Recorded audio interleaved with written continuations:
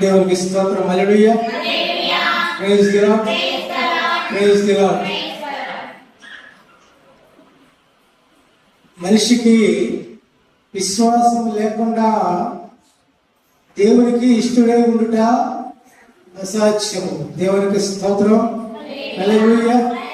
Praise the Lord.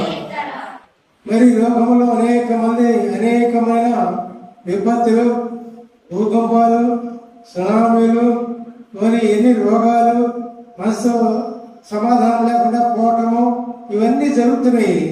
మరి అనేక మంది రక్షించబడుతూ ఉన్నారు, అనేక మంది రక్షించబడకుండా పోతున్నారు. ఎందుకని అంటే రక్షించబడిన వారికి దేవుని యందు విశ్వాసం ఉండి ఉండవచ్చు. దేవునికి మహిమ కలుగుగా. హల్లెలూయా. Praise the Lord. ఆ విశ్వాసం చేతనే అన్ని ఆపదల నుంచి గట్టెక్కి రక్షించబడుతూ ఉన్నారు పిల్లరా. దేవునికి స్తోత్రం. మరి అదే ఇక్కడ మనం దేవునికి ఇష్టడై ఉండుట ఎట్లాగో అంటే పిల్లరా, అదే ఇక్కడ వివరంగా రాయబడుతుంది. హెబ్రీ 11వ అధ్యాయము 6వ వచనంలో విశ్వాసము లేకుండా దేవునికి ఇష్టడై ఉండుట అసాధ్యము.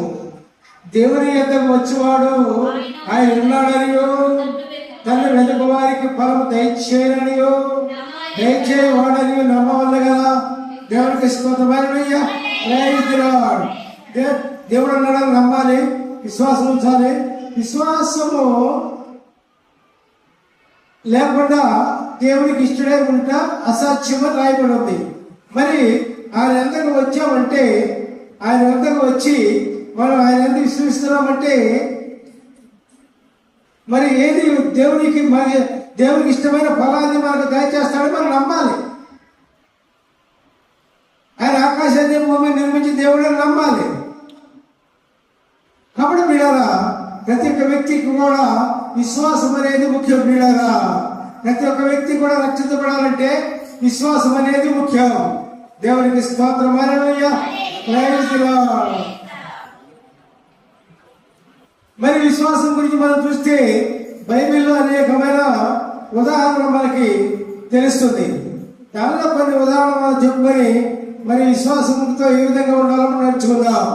దేవునికి స్తోత్రం. హల్లెలూయా. Praise the lord.